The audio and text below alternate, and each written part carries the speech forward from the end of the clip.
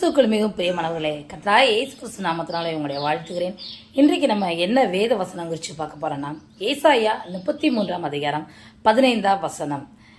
யார் உயர்ந்த இடங்களில் வாசம் பண்ணுவான்? யார் உயர்ந்த இடங்களில் வாசம் பண்ணுவாங்க தெரியுமா? ஆண்டவர் நமக்காக ஒரு வாசஸ்தலத்தை ஆயத்தம் பண்ண போயிருக்கிறாரு. அந்த வாசஸ்தலத்தில் நம்ம வாசம் பண்ணணும்னா, அங்கே நம்ம போகணும்னா நம்ம வாழ்க்கையில் என்ன குவாலிஃபிகேஷன்லாம் காணப்படணும் தெரியுமா?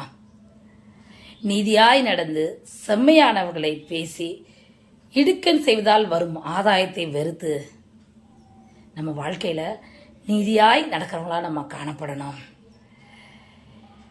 அடுத்தவங்களுக்கு இடைஞ்சல் செய்வதால் வரும் ஆதாயத்தை நம்ம வெறுக்கணும். ஒரு சிலர் என்ன பண்ணுவாங்க தெரியுமா? ஒரு சிலர்களை இவங்க போட்டு கொடுத்துருவாங்க. அப்படி கொடுக்கறதுனால அவங்களுக்கு ஒரு ஆதாயம் கிடைக்கும். அதில் ஒரு மகிழ்ச்சி அடைகிறவங்களா காணப்படுவாங்க. அப்படிப்பட்டவங்களா நம்ம வாழ்க்கை இருக்கக்கூடாது. பரிதானங்களை வாங்காதபடிக்கு தன் கைகளை உதறி ரத்தம் சிந்துவதற்கு ஏதுவான யோசனைகளை எதையும் கேளாதபடி, தேவையற்ற யோசனைகள், ஆலோசனைகள், இதெல்லாம் நம்ம வாழ்க்கையில் இருக்கவே கூடாது. தன் செவியை அடைத்து பொல்லாப்பை காணாதபடி தன் கண்களை மூடுகிறவனோ, பொல்லாப்பு நம்ம வாழ்க்கையில் இருக்கவே கூடாதுங்க. இந்த வசனத்தில் சொல்லப்பட்டபடி நீதியாய் நம்ம நடக்கணும். ஆதாயத்தை வெறுக்கணும்.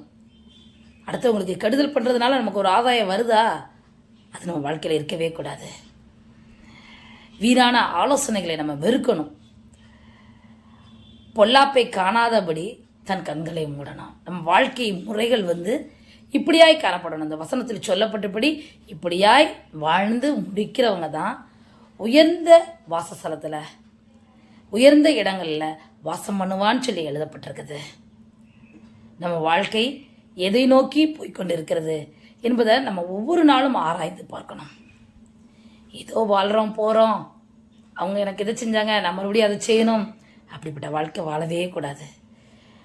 கிறிஸ்தவ பிள்ளைங்க வாழ்க்கை எப்போவுமே ஆண்டவரை தேடி அந்த பரலோக ராஜ்யத்தை நாடி அதே ஒரு நோக்கமாக இருக்கணும். அப்படிப்பட்ட ஒரு புரோஜனமுள்ள வாழ்க்கையை இந்த பூமியில் வாழ நம்ம கற்றுக்கொள்ளணும். ஆமென். அந்த இயேசுவை நம்புங்கள், ஏற்றுக்கொள்ளுங்கள், விசுவாசியுங்கள். கர்த்தருடைய கரத்திலிருந்து பெரிய அற்புதங்களை பெற்றுக்கொள்வீர்கள். தேவன் தான் உங்களை ஆசீர்வதிப்பாராக. ஆமென்.